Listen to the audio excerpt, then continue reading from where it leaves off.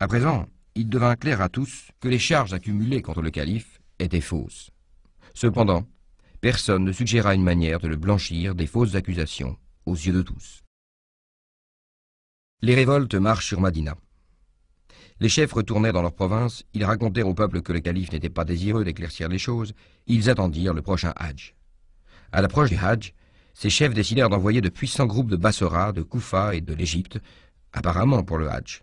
Ces groupes partirent de Makka pour Madina, afin de décider les choses avec l'épée. Le calife était informé de ce complot depuis longtemps, mais il ne voulait pas utiliser la force contre eux. Il fut déterminé à les vaincre par l'amour ou à périr dans la tentative. Au mois de Shawwal, en l'an 35 après l'hégire, les révoltés quittèrent Bassora, Koufa et l'Égypte en petits groupes. Ils étaient au nombre de 1000 par province. Ils marchèrent sur Madina et campèrent à quelques kilomètres de la ville en 3 endroits différents. Certains Égyptiens vinrent vers Ali et lui demandèrent d'accepter d'être leur chef. Il refusa. Les gens de Bassora allèrent vers Taha en lui faisant la même requête. Lui aussi refusa. Les révoltés de Koufa s'adressèrent à Zoubeir. Il refusa, lui aussi, de faire partie de leur mauvais projet. Ali renvoie les révoltés. Othman vint à savoir ce que les révoltés avaient en tête. Il alla trouver Ali et lui demanda d'user de son influence auprès de leur chef et de les renvoyer. Ali lui répondit « Ne vous ai-je pas souvent dit de ne pas vous laisser mener par vos parents? Mais vous avez écouté Marwan, Muawiyah, Ibn Hamr, Ibn Abi Abissar et Saïd bin Halas. Comment puis-je renvoyer ces hommes maintenant ?» Ousmane lui assura que désormais, il tiendrait compte de ses conseils et n'écouterait plus ses parents. « Il vous serait mieux de dire cela publiquement à la mosquée. Tout le monde connaîtra ainsi le changement de politique de l'État. Les révoltés n'auront plus alors d'excuses pour créer des troubles, lui dit Ali. Ousmane alla à la mosquée et dit « Si j'ai fait quelques erreurs, je demande pardon à Allah. Je demande à tous les hommes de connaissance parmi vous de me donner des conseils justes. Par Allah, pour la cause de la vérité, je suis prêt à obéir, même à un esclave. Je vous promets d'être guidé par vos souhaits. Je n'écouterai pas plus longtemps Marwan et ses hommes. » Des larmes coulèrent sur les joues du calife, comme il finissait de parler. Ceux qui l'écoutaient commencèrent eux aussi à pleurer. Ali alla maintenant aux Égyptiens. Il leur assura que toutes leurs plaintes seraient éloignées. Ils semblaient être satisfaits et repartirent pour l'Égypte. Les révoltés de Bassora et de Koufa retournèrent aussi dans leur ville. La tempête semblait se dissiper. La lettre mystérieuse. Tout le monde à Madina pensait que l'agitation avait pris fin. Bientôt, les rues de la ville commencèrent à résonner des cris des révoltés. Ceux-ci s'attroupèrent autour de la maison du calife et crièrent « Vengeance, vengeance !» Ali alla aux Égyptiens et leur demanda pourquoi ils étaient revenus. « Vous nous avez assuré, dirent-ils, que nos plaintes seraient entendues. Mais nous avons vu un messager passer rapidement. Nous l'avons arrêté et fouillé. Il portait une lettre du calife, ordonnant au gouverneur de nous tuer tous si nous revenions. Voici la lettre, elle porte le sceau du calife. C'est une claire rupture de foi. Le calife doit souffrir pour cela. » « Et qu'est-ce qui vous ramène » demanda Ali aux révoltés de Koufa et de Bassora. « Nous devons aider nos frères égyptiens, dirent-ils. « Mais vos routes sont à l'écart. Comment êtes-vous au courant de la lettre après avoir fait plusieurs kilomètres ?» À cela, il n'y eut aucune réponse. « Il est clair, dit Ali, que vous avez comploté. »« Dites ce que vous voudrez, répondirent les révoltés. Nous ne voulons pas de Othman comme calife. Allah a rendu son sang licite pour nous.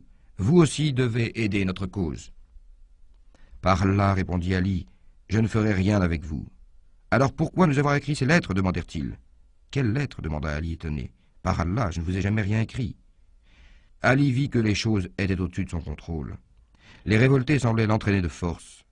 Voyant sa situation devenir difficile, Ali partit donc pour Hararuzet, un endroit éloigné de quelques kilomètres de Madina. Les révoltés montrèrent la lettre au calife et dirent « Avez-vous prononcé cette sentence de mort sur nous ?» « Je jure par Allah, répondit Othman, que je ne sais rien à propos de cette lettre. »« Eh bien alors, vous n'êtes pas en état d'être calife, crièrent les révoltés. Si vous avez écrit la lettre, vous êtes nettement incapable d'être calife. Mais si quelqu'un l'a écrite et que vous l'ignorez, vous êtes également incapable. Si des ordres aussi importants peuvent être donnés sans votre connaissance, vous ne devriez pas être à la tête de l'État. Nous demandons que vous renonciez au califat. » Othman rejeta la demande. « Je n'enlèverai pas de mes propres mains, déclara-t-il, la robe d'honneur qu'Allah m'a fait porter. » Le siège. Voyant que Othman ne voulait pas abandonner le califat, les révoltés assiégèrent sa maison pendant 40 jours. Comme les jours passaient, le blocus devenait de plus en plus serré. Les révoltés n'accordèrent même pas de l'eau au calife âgé. Il y avait d'autres personnes dans la maison aux côtés du calife et de sa famille. Hassan, Hussein, Mohammed bin Talha, Abdullah bin Zubayr, Abu Huraira, Marwan et d'autres encore. Ces hommes servaient de garde au calife. Ils rencontraient quelquefois les révoltés. Au cours d'une des rencontres, Hassan et Marwan furent blessés. Marwan était atteint sérieusement, mais les révoltés évitèrent une bataille rangée. Ils savaient qu'à cause de Hassan et de Hussein, les hommes de Banu Hashim se battraient contre eux. Ce fut pendant le siège que Othman envoya Abdullah bin Abbas à Makkah. Il devait conduire le Hajj en tant que député du calife. Celui-ci envoya aussi des messages aux gouverneurs provinciaux pour les avertir du siège. Quand le siège devint fatigant, Mughira bin Shuba demanda au calife d'agir. Il lui fit 3 propositions. 1. Sortez de la maison et battez-vous contre les révoltés. Vous avez des hommes avec vous. Les gens de Madina seront aussi de votre côté. De plus, vous êtes dans la loyauté et la vérité doit triompher. Ou bien, sortez par la porte de derrière et partez pour Makkah. Les révoltés ne peuvent pas lever la main sur vous dans la ville sainte. Ou alors, allez en Syrie. Là-bas, vous serez en sécurité avec Muawiyah pour vous protéger. Othman répliqua. Je ne suis pas d'accord avec la première proposition car je ne veux pas être le premier calife à verser le sang des musulmans. Je n'accepte pas la seconde non plus parce que je ne veux pas devenir un danger pour la ville sainte. La troisième proposition est aussi inacceptable. À aucun prix, je n'abandonnerai le voisinage du prophète d'Allah. La situation s'aggravait de jour en jour, mais Othman combattait le mal avec amour, même si cela devait lui coûter la vie. L'assassinat de Othman.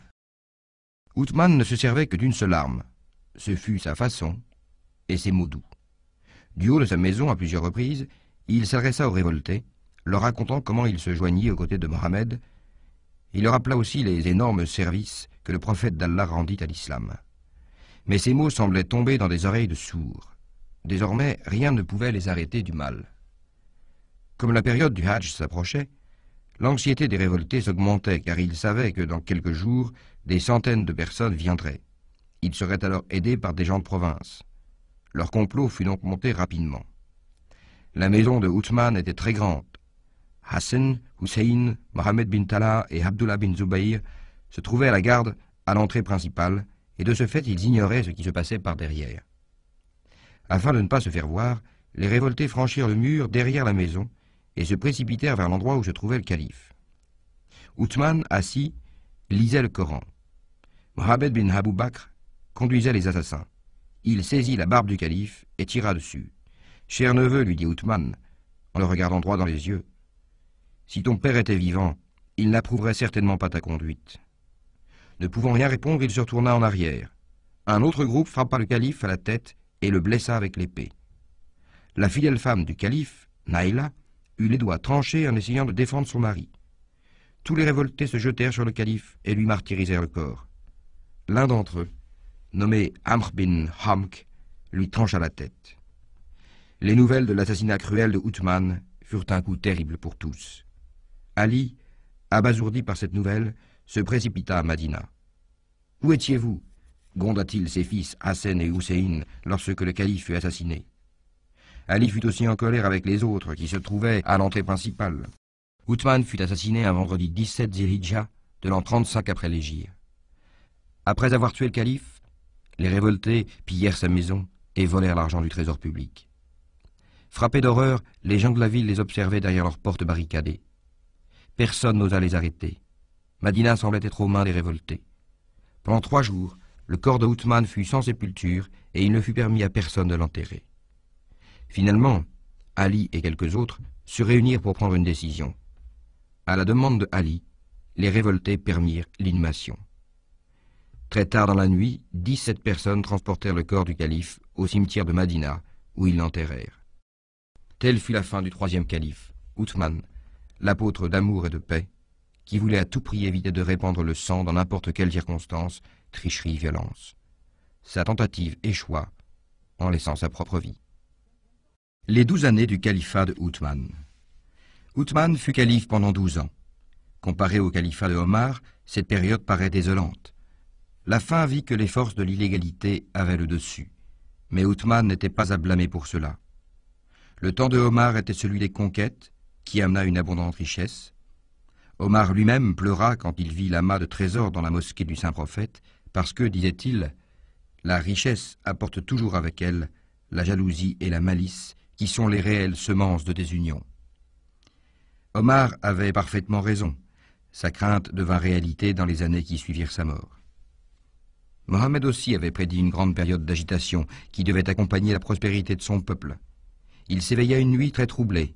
Il semblait agité et dit « Gloire à Allah! Que de trésors Allah a donné à mon peuple, et quelle agitation tombera sur les gens !» Au début du trouble, Uthman sentait que cette terrible agitation prédite par le prophète d'Allah était en cours. La calamité, pensait-il, était inévitable et devait arriver. Il pouvait la retarder, mais pas l'arrêter. Une action forte et ferme, croyait-il, la rapprocherait. Il choisit donc de retarder le début de l'agitation par la gentillesse et la grâce. Ce furent les armes sur lesquelles il compta. Si les gens ne travaillaient pas, la faute ne revient pas à Uthman, mais à ceux qui ne purent distinguer le bien du mal. Uthman avait constamment une autre parole de Mohammed en tête. « Une fois l'épée tirée parmi mes compagnons, elle le restera jusqu'au jour dernier. » Il y avait 2 califes avant Uthman. Leurs épées avaient combattu les ennemis de l'islam. Jamais ils n'avaient conduit une armée contre les musulmans. Là, les musulmans étaient aux armes contre Uthman. Devait-il se servir de l'épée contre eux? Il pouvait le faire facilement. Les révoltés n'étaient pas plus de 3000. Madina avait battu des armées plus grandes. Si seulement Uthman avait tiré l'épée, il y en aurait eu des centaines à se battre pour lui. En fait, il pouvait obtenir des troupes syriennes pour opprimer les révoltés. Mais rien ne put induire Uthman à utiliser l'épée. Cela aurait fait de lui le premier calife à verser le sang des musulmans. L'épée, une fois tirée, serait toujours là, et Uthman était la dernière personne à vouloir déchaîner une malédiction qui aurait menacé les musulmans pour toujours. Il lui était plus facile de donner sa vie. Il le fit, afin que son peuple puisse être sauvé de la terrible malédiction de l'épée. « Uthman est le plus modeste de mes compagnons, dit une fois le saint prophète. Cette modestie ne le quitta pas, même après qu'il soit devenu le chef d'un grand empire. Il était généreux et doux. Il était toujours enclin à ne pas voir les fautes du peuple, de haute vertu en vérité. Mais à la tête d'un grand État, Uthman avait besoin d'être fort, ferme et prompt. Cependant, son cœur ne lui permit pas d'être ferme. Il savait très bien que le chemin de l'amour allait le conduire à payer le prix de sa vie. Uthman était bon avec le peuple et encore davantage avec ses parents. Aussi, certains de ces derniers en tirèrent profit.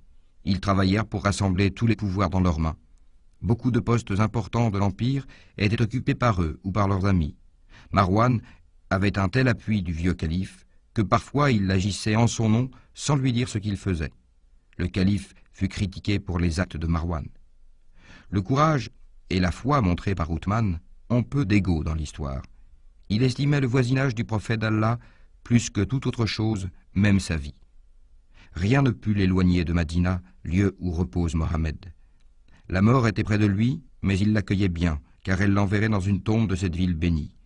Cette mort lui était plus précieuse que la vie elle-même. Cela explique le froid courage avec lequel il la rencontra. En dépit des éternels troubles, le califat de Uthman vit une expansion de l'Empire, le nord de l'Afrique. Les soulèvements d'endroits différents furent anéantis.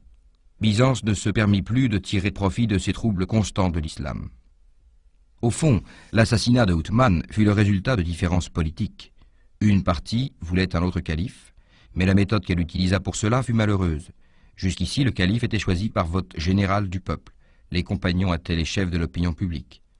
C'étaient eux qui, par une majorité de votes, décidaient qui devait être calife. Les révoltés de l'Égypte, de Koufa et de Bassora, supprimèrent cette tradition. Ils firent de l'épée le facteur déterminant. La méthode de violence eut un autre résultat malheureux. Des partis politiques se mélangèrent aux groupes religieux. Ceux-ci furent plus tard divisés. Cela porta un sérieux coup à l'unité des musulmans. Les sectes s'installèrent, ce que le prophète d'Allah prédit arriva, l'épée fut tirée parmi ses compagnons. Uthman rendit un grand service à l'islam en envoyant des modèles de copies du Coran vers les capitales provinciales. Une discussion s'éleva sur la manière de le réciter. Les gens de l'Irak le faisaient d'une façon et les Syriens d'une autre. Le sujet arriva devant le calife en l'an 30 après l'hégire. Nous copions la manière de Abu Musa Ash'ari, dirent les Irakiens. Et nous suivons celle de Miqdad bin al-Aswad, déclarèrent les Syriens. Uthman exposa le problème aux compagnons. Tous furent d'accord que la copie préparée du temps de Abu Bakr était le seul modèle. Après Abu Bakr, elle est passée aux mains de Omar. Maintenant, elle se trouve avec Hafsa, fille de Omar. Uthman obtint cette copie.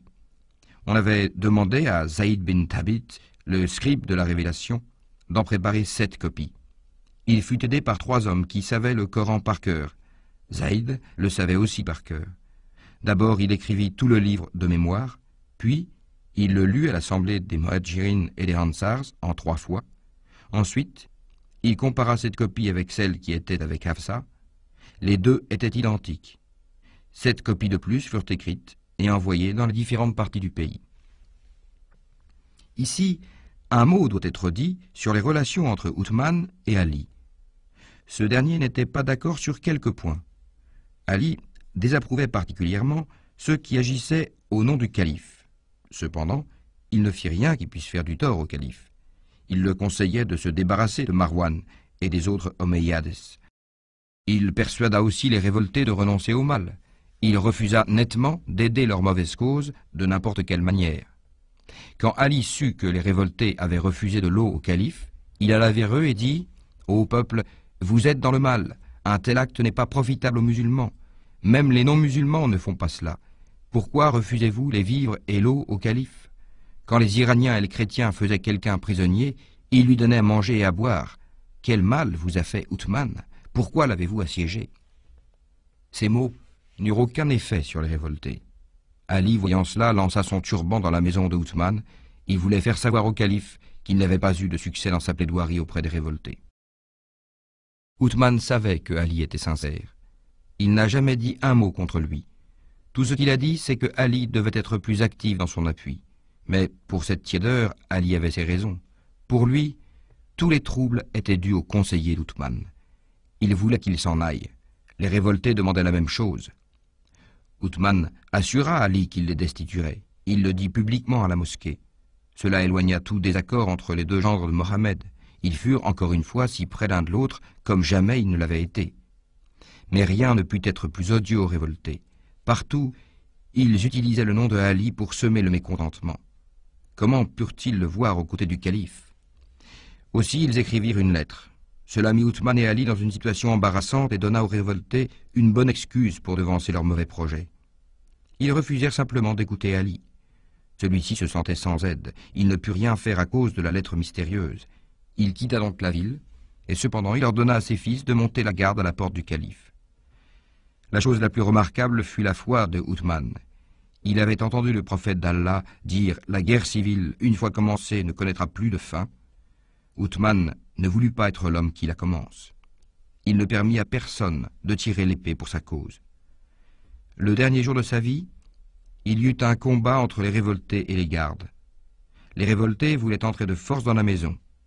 Les fils de Ali, Zubayr et Talha, livrèrent un dur combat. Uthman vint à le savoir. « Non, s'exclama-t-il, je ne veux pas qu'on répande le sang des musulmans pour sauver ma propre tête. » En disant cela, il les renvoya tous. Si la guerre civile pouvait être arrêtée au prix de sa vie, Uthman était heureux de la sacrifier. Il croyait qu'en donnant sa vie, il pouvait retarder la venue de la malédiction de l'épée prédite par le prophète d'Allah. Aussi, il n'utilisa ni l'épée, ni ne s'enfuit de la ville de Mohammed. Il mourut de bon cœur, afin que l'islam puisse vivre. Pour une grande cause et conviction, il fit le plus grand sacrifice qu'un homme puisse accomplir. Il rejoignit ainsi les rangs des plus grands martyrs de tous les temps.